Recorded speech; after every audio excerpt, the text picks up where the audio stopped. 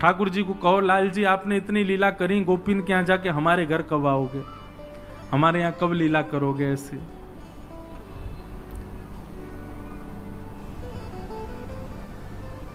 ऐसी भावना, ये ब्रज की बाल लीला, ऐसी लीला की अभिलाषा ऐसे रखो कि ये हमारे घर में भी हो। ऐसे ठाकुर जी हमारे यहां भी लीला करें। तो ठाकुर जी लीला कर रहे हैं। कैसी लीला?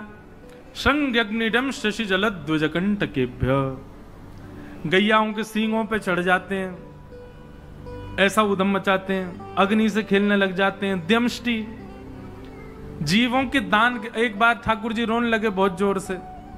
यशोदा मैया बोली, लाला काय को रो रहा है? ठाकुर जी बोले, नाय नाय मैया, मेरे संग बहुत बड़ा अत्याचार है गयो।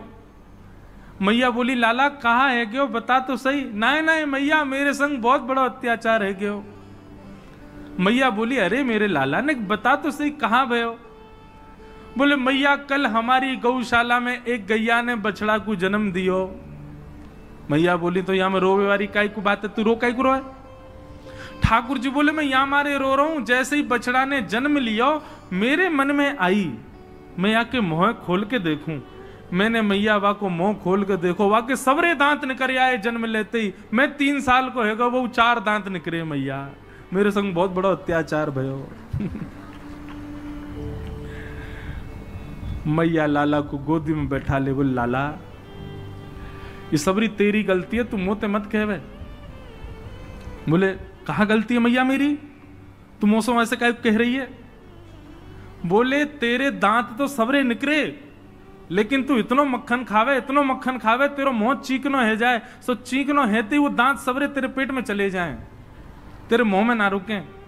दूध तू पीवे ना है, यही मारे तेरे सबरे दांत चले गए। ठाकुर जी बोले, मैया सो दूध पीवे तो मेरे दांत निकल आमेंगे? बोले, हाँ। सो ठाकुर जी दूध पीवे, बाकी बाद फिर अपने दांत ने गिने। बोले, अभी तो 4 ही रह गए मैया, निकरी ना रहे। बोले, ऐसे थोड़ी लाला, कछु दिन पी वासो निकरेंगे। ऐसी ठाकुर जी मधुर लीला करते हैं।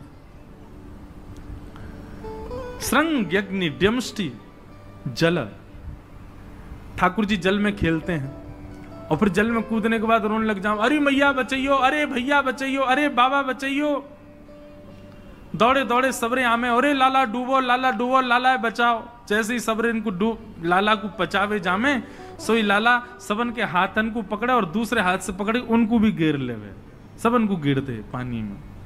फिर सबरे भागे लाला के पीछे। श्रृंग अग्नि डमष्टि जल द्विजकंटकेभ्य। अच्छा, इतना सुंदर भाव है। ठाकुर जी कहा करें पता है, सवेरे सवेरे तैयार है कि निकल जाएं और पूरे दिन कहा करें नेक से लाला। शाम को मैया त्याग कहें, मैया मैं तो बड़ा थक गो, कहा करूं सवेरे हेती इतने काम है मुंह पे मैया। मैया बोली, 3.5 बरस को लाला, तो पे कहा काम है मुझे बता। ठाकुर जी करें कहा है पूरे दिन? अभी ठाकुर जी ने चोरी शुरू नहीं करी है, ये उससे पहले की कथा है। तो ठाकुर जी कहा करें, पूरे गोकुल में भ्रमण करते करते केवल ये देखें संत आए कि नहीं, वैष्णव आए कि नहीं, ब्राह्मण आए कि नहीं। और जैसे संत वैष्णव ब्राह्मण ठाकुर जी को दिखाई देते हैं, तो ठाकुर जी उनको, अरे तुम यहां डोल रहे हो, परिचय नहीं है, ऐसी बात, अरे आप यहां डोल रहे हो। सामने वाले कहें, अरे भैया तुम कौन? अरे नेक्सस से लाला। अरे भैया तू हमें जाने? बोले, अरे तुम्हें ही तो खोज रहा हूं मैं सवेरे थे। बोले, हमें खोज रहा हो भैया, काय को? अच्छा एक बात बताओ, तुम कहां से आए हो?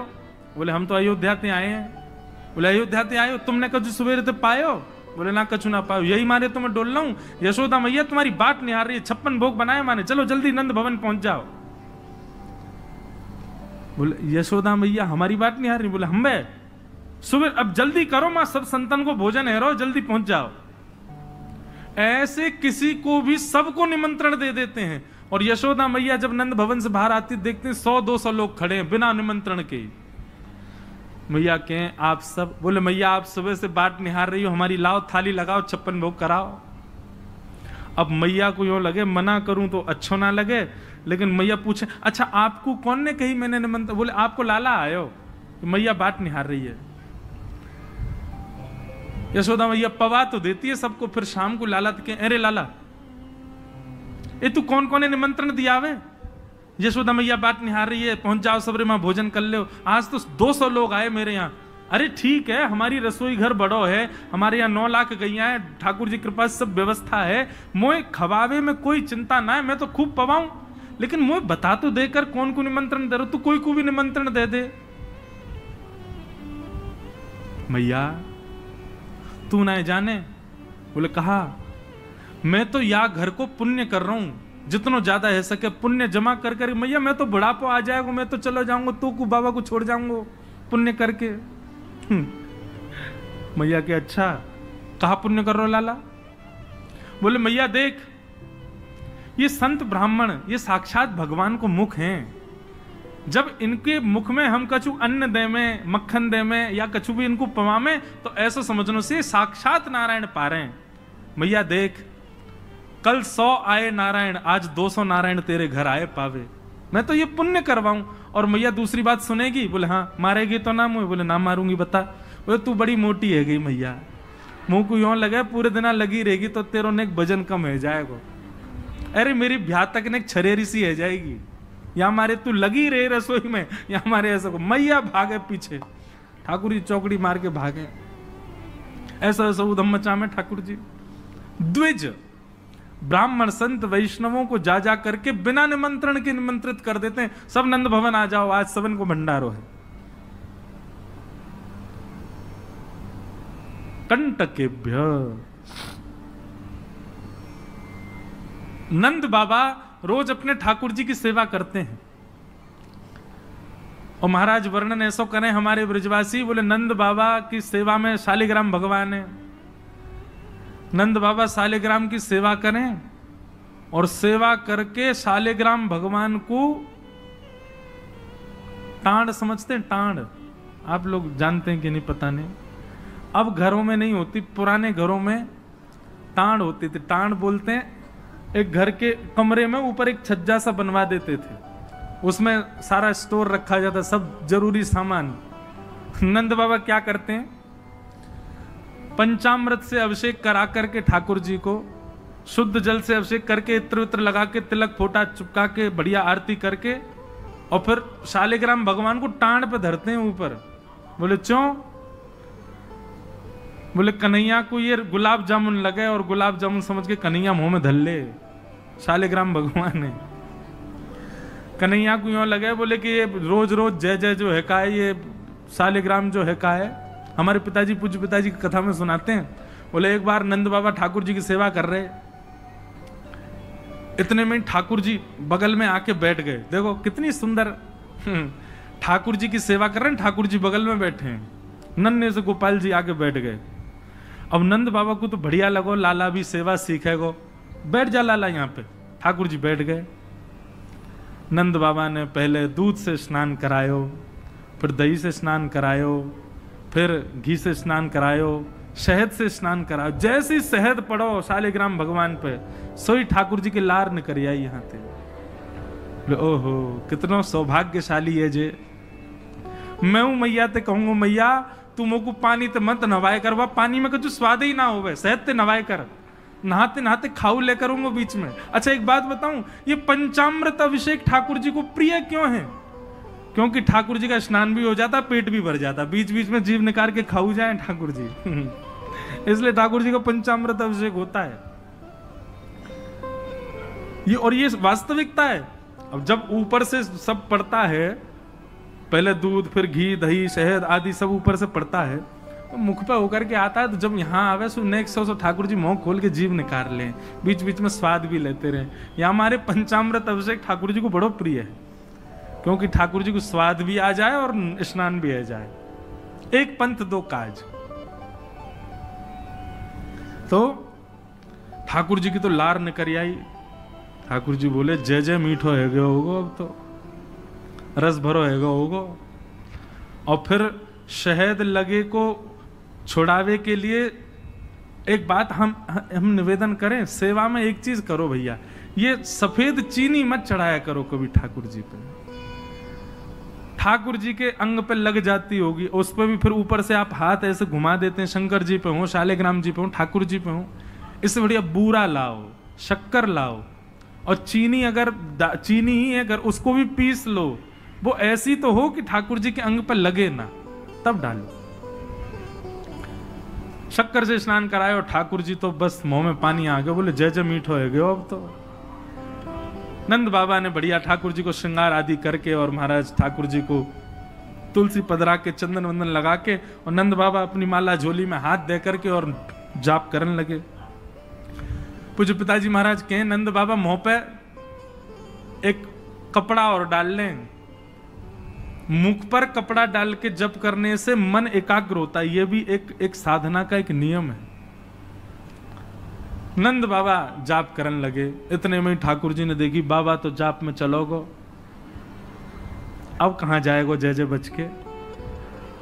सोई ठाकुर जी धीरे से गए और चौकी पे धरे शालिग्राम भगवान उठाए और मुंह में धर के बैठ गए, और जैसे कोई पान चूसता है ऐसे ठाकुर जी यहां से चूस रहे हैं मुंह में धर के शालिग्राम जी को, और बैठ गए नंद बाबा के बगल में, आंख बंद करके, इनको ध्यान चल रहा है। बोले अभी जय जय बाहर बाहर ते चूस रहा हूं, नेक देर में अंदर की मिठास आवेगी, शहद भीतर तक चलोगो, निकर नहीं रहो, और जोर जोर से चूस रहे हैं। इतने में बाबा की माला पूरी है। जैसे ही बाबा की माला पूरी भई, बाबा ने नेत्रन से लगा के माला और अपनो कपड़ा हटायो, जय हो मेरे साले जय जय कहां चले गए। अब तो ढूंढे पुष्प पुष्प उठा के सब देखी, ठाकुर जी यही ना वहां पे। अरे यशोदा ठाकुर जी कहां चले गए। बगल में छोटे भगत जी बैठे हैं, वो बिल्कुल महाराज ध्यान करके बैठे हैं, या तरफ शालिग्राम जी दबा रखे हैं। लाला जी कहा है तेरे मुंह में। बोले कहा जल्दी दिखा। नंद बाबा ने एक गुलचा बना करके जैसे ही मुंह में दियो, महाराज सोई शालिग्राम जी बाहर आ गए। नंद बाबा तो लिए उनको सिर से लगा में, रोते रोते गए, अरे यशोदा देख आज कहा भयो। बोले कहा भयो। बोले तेरो लाला उद्यमी है, हमारो लाला उद्यमी है, ये बात तो मैं स्वीकार कर चुका हूं, लेकिन इतना बड़ा उद्यमी। यशोदा मैया बोली भयो कहा। बोले भैया जे मक्खन खा जाए, घी खा जाए, मिश्री खा जाए, दूसरे इनके घर में जा जाके खाया आवे, लेकिन आज तो यानी भगवान ही खा लिए, जय जय खा गो, हमारे शालिग्राम भगवान को खा गए। यशोदा मैया बोली वो तुमने शहद पे स्नान कराए तो बाय लगी होगी, मीठो है गो, जय जय खा जाओ। ठाकुर जी दूर खड़े हैं। दिन से नंद बाबा को नियम है स्नान ध्यान करके ठाकुर जी को टांड पे धर के जाएं कि लाला के हाथ नहीं पड़ जाए कहीं, नहीं तो जय जय खा जाएगा। ऐसी ठाकुर जी की मधुर लीला, इतनी भाव में लीला ठाकुर जी की चल रही है कि सब रीझ जाते हैं। बंधुओं कभी कभी तो इन लीलाओं को सुन करके, कह करके और अनुभव करके तो नेत्र सजल हो जाते हैं। ये परब्रह्म परमात्मा प्रेम के पूर्ण स्वरूप बन के आए। आहा वर्णन करते हैं ठाकुर जी ने चोरी का मन बनाया। क्यों बंधुओं, भगवान के काल में कंस राजा ने ब्रजवासियों के ऊपर कर लगाया था, टैक्स। और क्या टैक्स था कि आप सब लोग अपने घर में गैयाओं को पालो, सारा खर्चा स्वयं करो, और जितना दूध घी दही होगा उसका 70-80% सब मथुरा जाकर के कर के रूप में जमा करना पड़ेगा। मथुरा के लोगों को और बड़े बड़े शहर के लोगों को गैया पालनी नहीं पड़ती थी, ब्रजवासी पालन करके सारा दूध घी दही देते थे। फिर कंस के लोग जो थे वो उसको बेचते थे, उससे धन कमाता था कंस। ब्रजवासी बेचारे गैया को अपने घर में रखते, उसका पूरा ध्यान रखते, और जितना दूध निकलता 70-80% सब कंस को देना पड़ता, थोड़ा थोड़ा बचता ब्रजवासियों के पास। लेकिन नंद बाबा ब्रज के राजा थे, इसलिए उनको छूट थी। वो 9 लाख गैयाओं के मालिक थे, उनके यहां इतना कर नहीं था। एक दिन ठाकुर जी सब ग्वाल बालों के संग खेल रहे थे, खेल खेल में ग्वाल बाल ने गिर गए तो रोने लगे। ठाकुर जी बोले अरे तुम दूध घी दही खावे वारे ऐसे कह गिर जाओ। ठाकुर सब बोले लाला तू खावे दूध की दही, हमें तो खावे कोई ना मिले, हफ्ता में एक बार मिले बस। क्यों? बोले सब कंस के यहां जमा करवाना पड़े। तब ठाकुर जी ने मन बनाया कि भैया ये दूध घी दही हमारो धन है और ये साक्षात अमृत है, ये राक्षस के पास नहीं जाना चाहिए। सबने कही लाला कौन मारेगो तेरी बात है, कोई ना मानेगो। नेक्स्ट से तू 3.5 बरस को तेरी बातन को कौन मानेगो। ठाकुर जी बोले बड़े है के तो सबन को माननी पड़ेगी, लेकिन अभी से मुंह को रोक तो करनी पड़ेगी। तो क्या करें? तो बोले अभी बाल अवस्था है, राजी राजी नहीं मानते तो चोरी करके मानेंगे। सबके घरन से जब हम गौरस चोरी कर लेंगे तो फिर कंस को कहा देना पड़ेगा, कछु भी नहीं। कंस तो कह देंगे भैया चोरी है रही है हमारे यहाँ, चोर को ढूंढो, और चोर हमको ढूंढ ही ना पावेगो, कंस हमको ढूंढ ही ना पावेगो, तो हम चोरी करेंगे। सब ग्वाल बालन को ठाकुर जी ने सिखा पढ़ा दिया और ठाकुर जी ने चोरी करना प्रारंभ किया। सबसे पहले ठाकुर जी ने चोरी अपने घर में करी। यशोदा मैया ने वहां ठाकुर जी पकड़ लिए। सो ठाकुर जी बोले अपने घर में तो मिशन फेल भयो, अब गोपीन के घर में जानो शुरू करो। ठाकुर जी ने अपनी रजिस्टर्ड एक संस्था बना ली, बाल गोपाल चौर प्रचार प्रसार मंडल, और उसके अधिपति, उसके प्रेसिडेंट बने 3.5 वर्षीय श्री कृष्ण। जैसे ही कोई बालक ब्रजमंडल में जन्म लेता है, तो जैसे बालक जन्म लेता है तो रिश्तेदार नातेदार आते हैं, उसके बाद फिर आशीष देने वाली एक प्रजाति के लोग भी आते हैं, सब घरों में आते हैं। और जब सब चले जाते हैं तब बाल गोपाल चौर प्रचार प्रसार मंडल आता है, और वो मंडल आकर के साथ में गौरज लेकर के आते हैं ठाकुर जी, गौ के खुर की रज, और उस रज से उस बालक का तिलक कर देते हैं। तिलक का करें, बोले 3 साल और इंतजार है, फिर ये हमारी मंडली में जे भी आ जाएगा, जे भी हमारी तरह चोर बनेगा।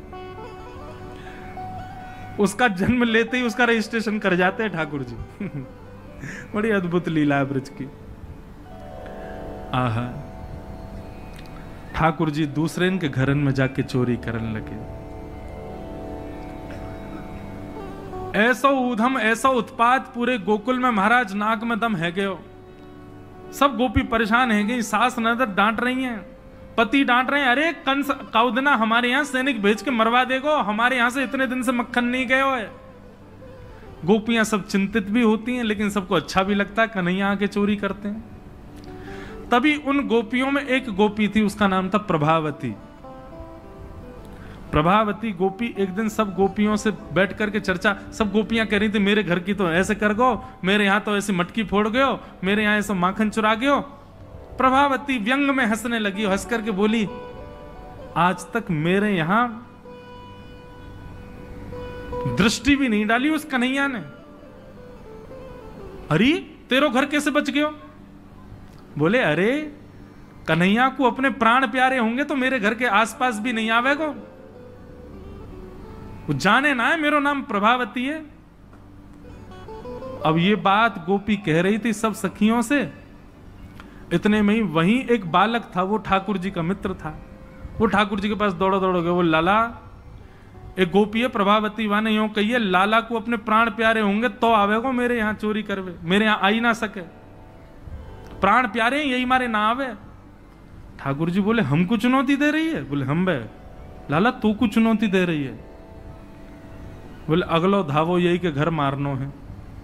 सबसे पहले तो ठाकुर जी ने प्रभावती के देवर को अपना सखा बनाया। देवर कितना बड़ा, वो भी छोटा सा ही था। ठाकुर जी ने उसको अपना सखा बनाया। सखा बना करके उसको बेला फुसला करके बढ़िया उसको बढ़िया मक्खन वक्खन खवा के अपने पक्ष में कर लिया। ठाकुर जी बोले ए सुन, तेरी भाभी प्रभावती एक दिन चुनौती दे रही कि कन्हैया मेरे यहाँ चोरी करके दिखाया।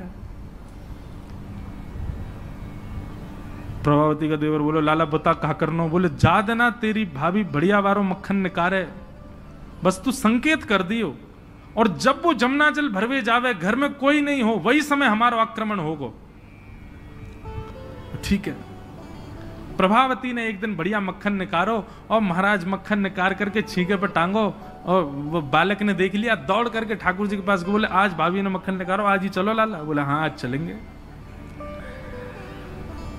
प्रभावती यमुना जल भरने के लिए गई, ठाकुर जी उसके यहां प्रवेश कर गए और प्रवेश करके महाराज चार चार के ऊपर तीन, तीन के ऊपर दो, दो के सबसे ऊपर ठाकुर जी, और ठाकुर जी लेकर के बढ़िया मक्खन खाने लगे। मक्खन दूसरे इनको पवाने लगे कि मरकान भोक्षण विभजति सचेन नात्रिभांडम भिन्नति। स्वयं पाते हैं, ग्वाल बालों को पवाते हैं, और जब सब पा लेते हैं तो फिर मरकान भोक्षण संग में बंदर और चलते हैं उनको भी पवाते हैं। लेकिन प्रभावती के यहां इतना मक्खन था, इतना मक्खन था, ठाकुर जी का भी पेट भर गया, ग्वाल बालों का भी भर गया और सब बंदरों का भी पेट भर गया, लेकिन मक्खन अभी पूरा नहीं हुआ, खत्म नहीं हुआ। ग्वाल बाल बोले लाला मक्खन तो अभी बहुत सारो बच गो। ठाकुर जी बोले ये प्रभावती हमको बड़ी चुनौती दे रही ना, याकू ने मजा तो चका जाए। सो कहा कियो। ठाकुर जी ने एक हंडी लई, एक लठ लियो और वहां से वह हंडी को फोड़ दियो, जितनो मक्खन हो सब नीचे गिर गयो, और वह मक्खन को चौका लगा गए, पोंछा कर गए पूरे घर में। एक एक कोने पे जाकर के मक्खन रह नहीं जाए कहीं भी, और पूरे में बढ़िया चौका लगा करके, और ठाकुर जी अपने ग्वाल बालों के संग अंधेरे में छुप के खड़े है गए। बोले देखियो अब मजा आवेगा, प्रभावती आवेगी। प्रभावती आई, सिर पर दो दो मटकियां बड़ी अचक अचक करके चल रही थी, संभल के चल रही थी। जैसे ही माने द्वार खोलो, और द्वार खोलते ही अपना पाम भीतर धरो, इतने में ही भोपाल शताब्दी की तरह ऐसी रिपटी महाराज, ऐसी रिपटी सिर में लगी, कमर में लगी, हाथ पाम बाकी सब रहे कह गए। और गिरी सो गिरी, यमुना जल मिल गए मक्खन में तो और चीकनो हो गया। अब वो उठ ही नहीं पा रही है, जैसे उठे फिर गिरे, जैसे उठे फिर गिरे। और ठाकुर जी ताली बजा बजा के हंसे, सब ग्वाला के लाला आज तो बड़े मजे आए, आज तो बड़े मजे आए। मेरी भाभी कहा कह रही कन्हैया को अपने प्राण प्यारे हमारे ना आवे। अब तो को तेरे प्राण प्यारे होंगे ना तो कभी हमको चुनौती नहीं देगी। और ठाकुर जी भाग गए। प्रभावती महाराज जैसे तैसे रिपट रिपट के बाहर आई और जाके सीधे यशोदा मैया के पास पहुंच गई और जाके बोलने लगी, बोले मैया अपने लाला संभाल ले, नहीं तो काउदना हाथ दिखा दूंगी याकू में। ऐसा उधम मचावे, देख मेरी कोहनी टूट गई, कमर टूट गई, ऐसा उधम मचा के गयो। यशोदा मैया बोली तुम गोपीन पे कछु काम ना है, 24 घंटा मेरे लाला के पीछे पड़ी रहो, काउदना रंगे हाथ पकड़े तो आइयो, नहीं तो कभी मुख मत दिखाइयो अपनो। प्रभावती बड़ी चिंता में है, बोले ठाकुर जी को रंगे हाथ कैसे पकड़ूं। इतने में यानी विचार कियो कि मेरो जो देवर है वो लाला के संग बहुत ज्यादा रहवे, तो यार देवर को पहले अपने पक्ष में करो। ये देवर कभी ठाकुर जी के पक्ष में जा रहा हो, कभी प्रभावती के पक्ष में। प्रभावती ने एक दिन वाकू दिखाते भय मक्खन निकारो। आज तो धोरी गैया को मक्खन है, इतना मधुर मक्खन है, और या से तो आज मैं शाम को बढ़िया रोटी बनाऊंगी, घी बना करके सबको पवाऊंगी, अब बढ़िया मक्खन निकारो। देवर ने देख लिया और जाकर के सीधे पहुंचो लाला के पास, बोले लाला भाभी ने आज धोरी गैया को मक्खन बनाया। ग्वाल बाल सब बोले लाला वहीं चल, बात ना बड़े मजे आए वहां पे, आज फिर चल रहे प्रभावती के यहां। ठाकुर जी बोले चलो। अब प्रभावती ऐसा दिखा करके गई कि वो जमुना जल भरने चली गई है। ठाकुर जी ने देख लिया प्रभावती जमुना जल भरवे गई है, लेकिन जैसे ही ठाकुर जी वाके घर की ओर भागे, प्रभावती दौड़ करके पीछे के द्वार से गई और खिड़की में होके भीतर घर में आ गई और चुपचाप खड़ी हो गई अंधेरे में, हाथ में बड़ा डंडा लेकर के। ठाकुर जी आए, ठाकुर जी ने आकर के जैसे महाराज 4 3 2 1 ऊपर चढ़े, चोरी करना प्रारंभ कियो। ठाकुर जी जब पूर्ण रूपेण व्यस्त हो गए चोरी में, तब प्रभावती अपना डंडा लेकर के निकली। दारी क्यों तुम्हें बताऊं। और जैसी प्रभावती आई महाराज, नीचे वाले सबसे पहले भागे, और नीचे वाले भागे तो ऊपर वाले सब गिर गए, ठाकुर जी लटक गए ऊपर। अब बाकी के सब तो वहां से भाज गए, ठाकुर जी रह गए। अब नीचे प्रभावती खड़ी है, आजा लाला तो बताऊं मैं, प्राण प्यारे देख देख देख प्रभावती तू सही ना कर रही है, तू जाने ना है मैं जय जय हूं। बोले तेरी जय जय तो मैं निकारूंगी, नीचे आ पहले तू। जैसे तैसे करके ठाकुर जी नीचे उतरे। प्रभावती बोले तुम तो को मुंह पे दया ना आवे, मैं कितनो सीधो साधो भोरोस हो, प्यारो सो, देख मैं तू वचन दूं आज के बाद नहीं आऊंगा तेरे घर, तू अब कछु मत करे, तू मुझको मारे मत। बोले ना ना मारूंगी ना लाला, इतना कोमल सो मेरो लाला, वाकू कैसे मार सकूं मैं। ठाकुर जी बोले हाँ जी तो मैं मारी हूं मत। बोले मारूंगी ना तो को पकड़ के यशोदा को दे के आऊंगी आज मैं, वो बतावेगी तो। बोले या तो बढ़िया तो तू मार ले मोह, लेकिन यशोदा मैया के पास मत ले जा, ऐसा मत करे। बोले ना आज तो तू यशोदा ही बतावेगी तो। और ठाकुर जी को हाथ पकड़ करके महाराज प्रभावती पूरे गोकुल में हल्ला करती भाई जा रही है, और घूंघट करके, घूंघट पकड़ रखो एक हाथ से, दूसरे हाथ से ठाकुर जी पकड़ रखे, और सबरे गोकुल में हल्ला। देख लो रे सबरे गोकुल वासियों, जे नंद जी को लाला, यशोदा मैया को छोरा, ये घर घर जाके चोरी करे। यशोदा मैया कह रही रंगे हाथ पकड़ो तो बताइयो, आज पकड़ लियो या को ठिकाने लगाऊंगी मैं। ठाकुर जी बोले ये तो भैया बड़ी निंदा है रही हमारी। इतने में ही ठाकुर जी बोले ए प्रभावती, कहा बात है। बोले देखते हैं ना इतनी जोर से मेरो हाथ पकड़ रखो, मेरो हाथ नीलो पड़ गयो, रक्त पूरा रुक गयो है, तू इतनी जोर से मत पकड़े, तू एक काम कर मेरो जे हाथ छोड़ दे दूसरा हाथ पकड़ ले। प्रभावती बोले नहीं तू भाग जाएगा, तेरी सौगंध खा के कह रहा हूं मैं नहीं भागूंगा, तू मेरो एक हाथ छोड़ दूसरा पकड़ ले। प्रभावती चलती जा रही है, और चलते चलते माने 3.5 वर्ष के छोटे से ठाकुर जी चलते चलते माने जैसी मन बनायो कि हाथ दूसरा लाऊं, ठाकुर जी ने पीछे चल रहे ग्वाल बालन में प्रभावती के देवर को इशारा क्यों यहां पे आ, वो ठाकुर जी की उम्र को ही है। ठाकुर जी ने वाको हाथ पकड़ लिया। प्रभावती अब देख तू मेरा दूसरा हाथ पकड़ जल्दी कर। प्रभावती चलते चलते बोली ला दूसरा हाथ दे। दूसरे हाथ के चक्कर में ठाकुर जी ने वाके देवर को हाथ पकड़ा दिया, और पकड़ा करके ठाकुर जी गली मोहल्ला कुचेन में कूदते भय सीधे नंद भवन पहुंच गए, और हाथ पाम धो के सीधे यशोदा मैया की गोद में। मैया इस सबरी गोपी मेरे पीछे काहे को पड़ी रहे, अरे मेरो लाला बड़ो मलूक है, हमारे पीछे पड़ी रहे। मैया रोज कोई गोपी आ जाए, मुंह को तो लगे आज भी कोई गोपी आवेगी तो उसे शिकायत करवे। मैया बोली आन देदारी के मैं बताऊंगी। हाँ मैया तू मुंह को अपना दूध पे बांधे। और ठाकुर जी तो इतने लाड़ प्यार में आ गए, मैया गोद में बैठ के दूध पीने लगे। इतने में ही प्रभावती आई, देख यशोदा मैया तू कह रही कि अपने लाला को रंगे हाथ पकड़ के लाई, आज देख तेरा लाला पकड़ के लाई हूं मैं। ठाकुर जी बोले देख ले मैया मैं तो कह रहा हूं ना कोई गोपी आ रही हो, आ गई। मैया तू एक काम कर दे। बोले कहा मैं तू और बाबा हम तीनों कहीं और ही चले जाएं, ये गोपी हमको जीन ना दे रही हैं, इनको यूं लगे कि तेरो लाला इतना सुंदर काहे को है, ये चिढ़ के मारे आ जाए रोज। मैया बोली लाला तू पीछे खड़ो रहे यार, गोपी तो मैं देख के आऊं। मैया नीचे गई, कहा बात है क्यों चिल्ला रही है घूंघट में, देख तेरो लाला आज रंगे हाथ पकड़ो। मैंने तो याकू कुछ नहीं कही है, लेकिन तेरे हवाले छोड़ के जा रही हूं। मैया यार सबक सिखाइयो आज। मैया बोली कौन है। बोले तेरो लाला। बोले देख तो सही कौन है। प्रभावती ने घूंघट उठा के देखो तो वही के देवर को हाथ।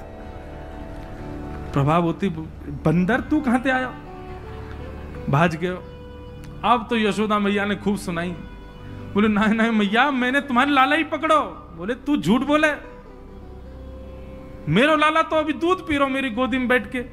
कन्हैया इतने में ठाकुर जी आए भी तो, हाँ मैया कहा कर रहे हो तू। मैया मैं तो तेरी गोद में बैठो दूध पी रहा। मैया ये सबरी गोपी मेरे पीछे पड़ी रहे, मैं कहा बताऊं इन लोगन की तो ऐसी आदत है गई है, और ये प्रभावती तो सबसे ज्यादा। मैया ने खूब डांटी। प्रभावती बोले ये हुआ कैसे। प्रभावती बोले अच्छा मैया क्षमा कर दो मैं जाऊं। प्रभावती चली गई। ठाकुर जी बोले मैया मैं 2 मिनट में आऊं, अभी इन्हें सखांत में ले आऊं। जैसे ही प्रभावती ने दूर पहुंची सो ठाकुर जी आए आगे से, और प्रभावती के आगे आगे खड़े गए। कहो जी कैसी रही आज। प्रभावती बोली तेने ही कियो कैसे। बोले मैंने कैसे कियो वो मत पूछे, लेकिन मैं तू को चुनौती देवे आया हूं। आज तेने मेरो हाथ पकड़ो तो मैंने अपनो हाथ देवर में बदल दियो। कल को अगर तेने मुझे पकड़ो तो तेरो हाथ मेरो हाथ खसम में बदल जाएगा, देवर से तेरे पति को हाथ आ जाएगा हाथ में। तू जाने ना नंद जी को लाला हूं मैं। प्रभावती इतनी लज्जा की हो गई कि फिर वो कितने दिन तक बाहर नहीं आई अपने कक्ष से, भवन से। वर्णन आता है ठाकुर जी एक दिन उसके यहाँ पहुंचे और पहुंच करके उसकी गोद में बैठ करके खूब स्नेह किया, और स्नेह करते तब भी नहीं मानी, खूब नाराज हो गई ठाकुर जी से, मुंह फेर करके बैठ गई। ठाकुर जी बोले एक बार मेरी ओर देख ले। प्रभावती बोली नहीं देखूंगी। बोले बस एक बार देख ले, फिर जीवन भर मत देखियो। जैसी प्रभावती ने ठाकुर जी की ओर देखा, शंख चक्र गदा पद्म धारण करके चतुर्भुज रूप में ठाकुर जी ने उसको दर्शन दिए। बोलो भक्त वत्सल भगवान की। ऐसी ठाकुर जी की मधुर लीला वृंदावन में चल रही है। ऐसी अनेक लीलाएं हैं व्रज की, उनको ठाकुर जी संपादित कर रहे हैं। एक दिन मैया ने ठाकुर जी को ऊखल से बांध दिया। ऊखल से बांध करके मैया चली गई। ठाकुर जी ने ऊखल में बंधे भये ही वृक्षन के बीच से निकले, स्पर्श करती दोनों वृक्ष टूट गए। कुबेर के पुत्र नलकुवर मणिग्रीव प्रकट हो गए। दोनों ने भगवान की स्तुति गाई। ठाकुर जी ने दोनों को क्षमा किया। और ये बात जान करके नंद बाबा, उन्होंने मन बनाया कि अब हम गोकुल में नहीं रहेंगे। और नंद बाबा के छोटे भैया ने एक दूसरे वन का नाम बताया जिसका नाम है वृंदावन। और ठाकुर जी, नंद बाबा और यशोदा मैया सब ने वृंदावन जाने को मन बनायो। तो महाराज सब गोकुलवासी बोले हम भी यहां नहीं रहेंगे, हम भी वहीं रहेंगे जहां लाला रेगो हमारो। और सब गोकुलवासी ठाकुर जी के संग वृंदावन चले गए। हाँ, ऐसो सुंदर प्यारो वृंदावन है।